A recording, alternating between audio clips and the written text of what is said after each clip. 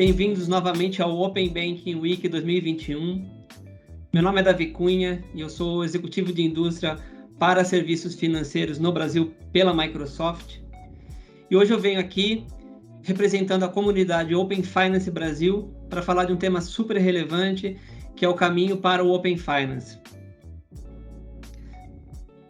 E destacando aqui que eu venho representando a comunidade, e em algum momento eu posso expressar alguma opinião puramente pessoal. E o caminho para o Open Finance, ele passa necessariamente pela inclusão financeira. É notável como a pandemia acelerou o processo de digitalização, com estímulo a novos meios de pagamentos digitais, o rápido crescimento do comércio eletrônico, das fintechs, das contas digitais. Tivemos aí os casos de sucesso, da distribuição do auxílio emergencial, da conta social digital, que rapidamente chegou nas mãos de milhões e milhões de brasileiros. Todo esse processo estimulou a digitalização, a inclusão, mas ele é parte de uma transformação silenciosa que vem acontecendo no mercado, que é o fato do cliente hoje ser dono dos seus próprios dados. Então, a aprovação da regulamentação de privacidade de dados, na Europa com o GDPR e no Brasil com o LGPD, colocou o cliente como dono de seus próprios dados, de suas próprias informações, e isso está provocando uma transformação muito intensa em serviços financeiros. Então, além de oportunidades, temos muitos desafios, quando a gente pensa em inclusão financeira. Como, de fato, digitalizar, prover acesso a serviços cada vez mais inclusivos, que promovam o bem-estar social, serviços extremamente acessíveis, inclusivos, com preços mais competitivos, com produtos ainda mais personalizados, e preparados para falar, interagir com esse consumidor. Então, desafios, dia após dia, de como, por exemplo, ampliar o acesso ao crédito, não só para as pessoas físicas, mas também para as pequenas e médias empresas que precisam desse crédito para fazer seus negócios girarem e avançarem. Então, o desafio da personalização, de falar a língua dessas pessoas, da inclusão social, ele é muito forte hoje em dia. E um exemplo muito importante do avanço com sucesso de iniciativas nesse sentido é o do Pix, o sistema de pagamentos instantâneos do Bacen. Ele é um exemplo clássico de como a iniciativa vem uma maior inovação no setor, maior competitividade, vantagens não só para as pessoas físicas, mas também para as pequenas e médias empresas. Tem sido um verdadeiro agente de inclusão nesse mercado. E dados aí recentes do Banco Central, de abril agora de 2021, mostram que o Pix já se tornou a plataforma mais popular do mercado, de todas. Hoje, mais de 51% de todas as transações financeiras já passam pelo Pix. Então, o Pix realmente tem sido um instrumento de competitividade. Hoje, o Pix já chega na mão de mais de 1/3 da população adulta do Brasil.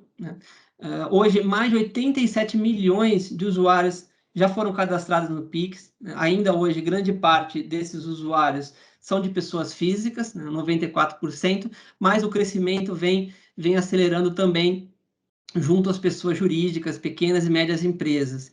E grande parte dessa aceleração com as empresas está exatamente em novos modelos de pagamentos que o Pix tem acelerado no mercado. Então, o Pix hoje ele não é só mais um substituto para o famoso TED/DOC. Novas formas de pagar com o Pix. Pix garantido, que vai permitir o usuário fazer um parcelamento de compras, algo que hoje, muitas vezes, ele depende de um cartão de crédito para conseguir fazer esse tipo de parcelamento.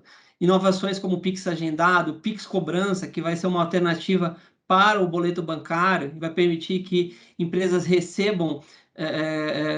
façam cobranças e recebam em uma data futura.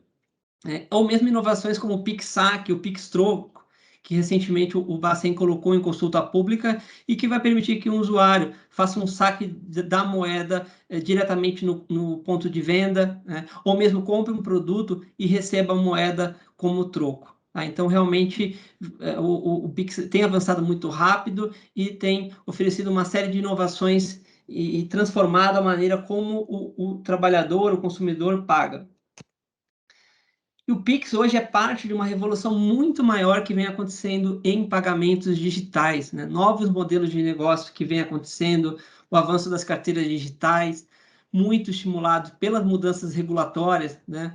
Que o regulador vem promovendo, com notável redução de barreiras de entradas aí para as fintechs, tudo isso começou lá atrás, né, com a Lei 12.865, né, que regulamentou os arranjos de pagamento, as instituições de pagamento e conta de pagamento. Então, isso estimularam uma série de inovações nesse mercado, né, o Pix agora recentemente, mas essa é uma transformação que vai muito além de pagamentos instantâneos, né? O Open Banking vai realmente, com o avanço da fase 3 de pagamentos, permitir novas maneiras de pagar, né?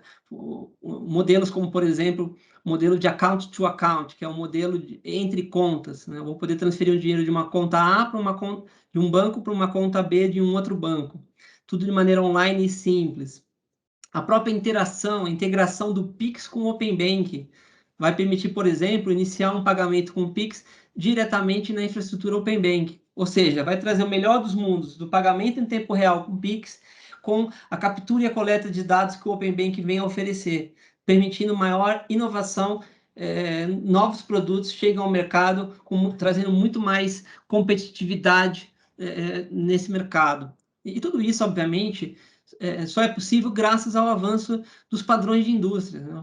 Pagamentos em tempo real promovidos pelo avanço das APIs, das infraestruturas seguras em nuvens, né? A própria evolução dos padrões de mercado, de mensageria, né? O ISO 20022 sendo adotado e garantindo maior interoperabilidade e troca de informações usando dados padrões entre esses participantes, né? E tudo isso, obviamente, com o objetivo de reduzir fraudes, entregar uma experiência com muito menos fricção para esses usuários, né? Para os lojistas, comerciantes, reduzir, melhorar taxas de aceitação. Então, vivemos um momento único de transformação e uma revolução em termos de pagamento, e que eu diria que ele é fundamental nesse processo de inclusão financeira e social.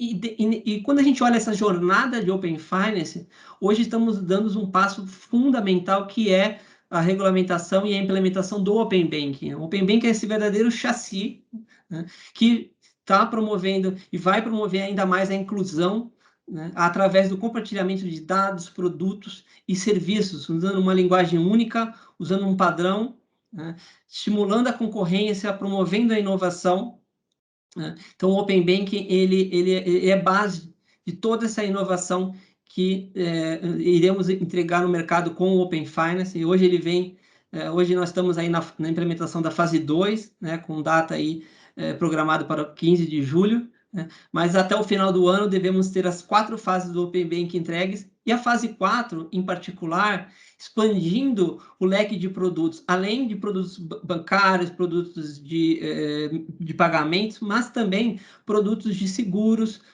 previdência complementar, câmbio e de investimentos, já numa visão completa de Open Finance. Então, o Open Banking vem como um verdadeiro acelerador para novas experiências para esses clientes. Então, com o Open Banking, né, ele vai permitir o lançamento de novos produtos e serviços, né? O papel de um agregador de dados, ou seja, empresas, né, instituições reguladas, ou mesmo um banco, que vai poder oferecer, acessar dados desses consumidores de diferentes instituições, comparar esses produtos e serviços, né?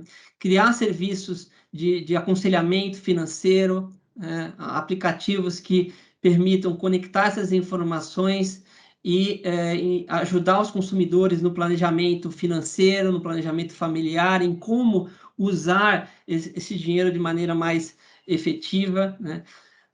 Novos modelos de negócio, como marketplace de crédito. Então, graças a essa interoperabilidade e troca de informações entre as instituições, um cliente vai poder, por exemplo, contratar um empréstimo ou um financiamento de uma instituição onde hoje ele não tem nenhum tipo de relacionamento ou de histórico financeiro, né? Ou mesmo receber uma proposta de crédito, de financiamento de uma empresa terceira, graças a essa troca e esse compartilhamento de informações. E tudo isso, lembrando, deve ser feito de maneira extremamente segura e sempre com consentimento e autorização desse cliente final.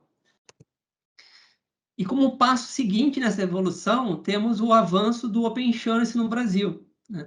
Através de consulta pública SUSEP, de número 12 de abril agora de 2021, a SUSEP colocou também, deu início a essa jornada de Open Insurance, né?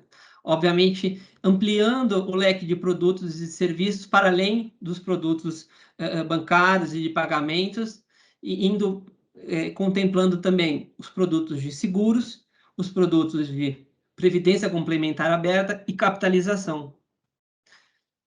Então, ampliando esse leque de produtos, naturalmente isso vai trazer benefícios para os consumidores, né, com uma oferta maior de produtos, ele vai poder comparar produtos de seguros, de previdência, escolher os produtos com os melhores preços e coberturas mais adequadas aos seus perfis.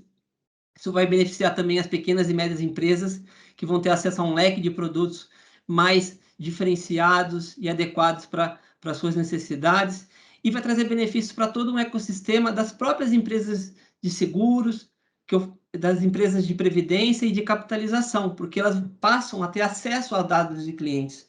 E com isso, com mais informação e com essa redução de assimetria, elas podem oferecer produtos e serviços ainda mais personalizados, né, com coberturas customizadas e reduzindo riscos. Então, esse processo de Open Insurance vem, de fato, a promover maior concorrência, o que acaba sendo bom para todo o ecossistema e acelerando o processo de inclusão. E hoje o Open Insurance está em fase de consulta pública. A previsão são de 3 fases, né? A primeira fase, chamada de Open Data, onde vão estar disponíveis dados de produtos e serviços e dos respectivos canais de atendimentos. A fase 2 entram os dados de cadastros de clientes, dados de movimentações, apólices, né, e de dispositivos eletrônicos. E a fase 3 é a fase de compartilhamento de serviços de seguros, né? Então, surge aí o papel do que a gente chama de Sociedade Iniciadora de Serviços de Seguros, ou SIS, que é uma entidade que vai ser autorizada pela SUSEP para entrar no ecossistema de Open Insurance e que vai oferecer serviços adicionais, né, como contratações e originações de produtos de seguros, né, endossos em apólices existentes, vai ser responsável por, possivelmente, apoiar processos de sinistros, pagamentos de sorteios.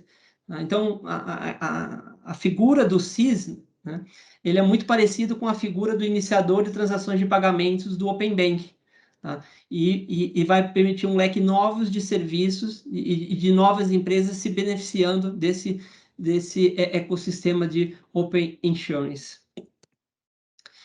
Uma característica fundamental do Open Insurance está onde? Na interoperabilidade. A proposta da SUSEP está em que essa infraestrutura seja, inclusive, compartilhada com a infraestrutura do Open Bank, podendo compartilhar não só infraestruturas instaladas, mas também compartilhar dados, informações, APIs, né? Ou seja, ter todos os produtos da vida financeira desse cliente, produtos bancários, securitários, previdência, capitalização, disponíveis num ambiente único, num ambiente de Open Finance. Isso deve estimular demais a colaboração entre os diferentes participantes desse ecossistema, né, e fazendo com que as empresas criem produtos cada vez mais adaptados e personalizados para a população no geral.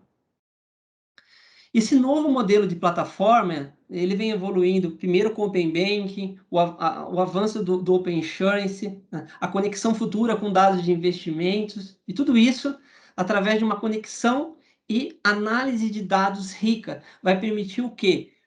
A disponibilização de diferentes tipos de serviços, né, uma forma de acesso universal a serviços financeiros. Então, todos os produtos e serviços financeiros disponíveis para o consumidor, né? O que, obviamente, vai tornar todo o ecossistema financeiro muito mais inclusivo, né? Imagine eu poder ofertar soluções que contemplem todo esse ecossistema de seguros, previdência, capitalização, pagamentos, serviços de investimento, tudo isso integrado, acoplado, interoperável, né? De tal maneira que o mercado possa entregar soluções muito mais personalizadas, orientadas para os diferentes tipos de perfil e empresa, né? Acelerando muito esse processo de inclusão financeira e social, né? Então, o que o mercado hoje precisa é de um modelo de plataforma Open Finance, né? Que avance e que permite uma evolução contínua, né? Que crie uma infraestrutura extremamente consistente, digital e baseada em padrões, né?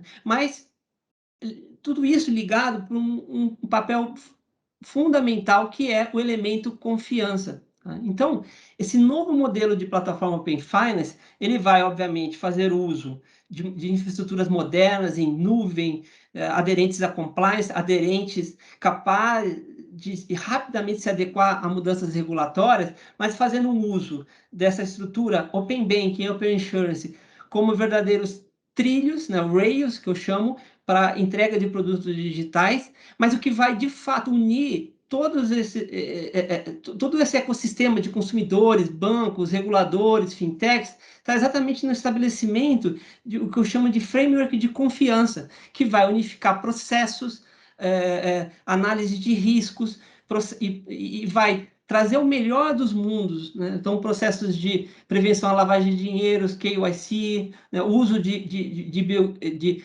sistemas de biometria. Então, tudo isso integrado com uma visão extremamente coesa, né?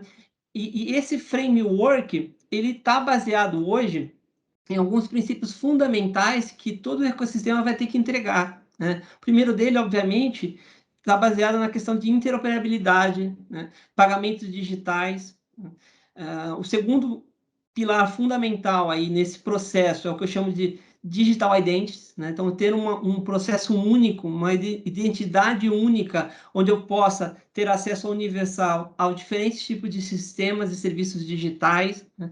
Ter um processo de autenticação, autorização e de consentimento do usuário, né? Obviamente, isso muito alinhado com a LGPD, mas tudo isso só vai ser possível se o processo de gestão de dados, a troca aconteça de maneira extremamente segura, né? E usando padrões de mercado, né? Padrões não só para comunicação, mas padrões de mensageria, permitindo que esse ecossistema se converse, né? Ou seja, que os diferentes participantes conversem utilizando uma linguagem comum.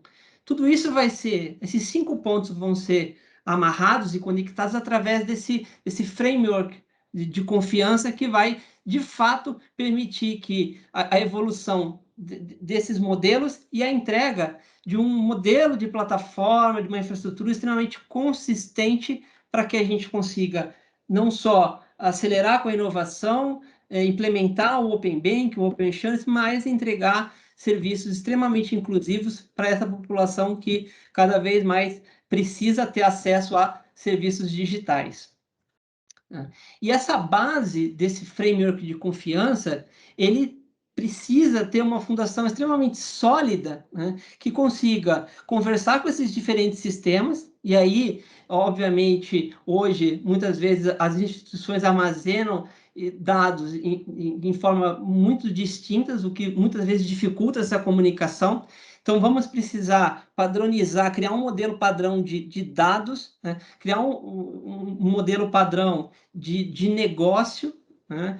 De tal maneira que essas instituições, esses participantes, que todo esse ecossistema, né, que envolve Open Banking, Open Insurance e no futuro Open Finance, consigam se comunicar usando padrões únicos, né? Usando uma linguagem comum e padrão entre esses diferentes participantes. E, obviamente, para que isso ganhe escala, vai ser fundamental o uso de tecnologias como o uso da inteligência artificial, modelos de aprendizado de máquina, para que sobre esses dados e esses modelos comuns, a gente consiga interpretar os dados, estabelecer modelos de negócio que, de fato, simplifique e promovam esse modelo de interoperabilidade, né, e de integração entre esses diferentes participantes.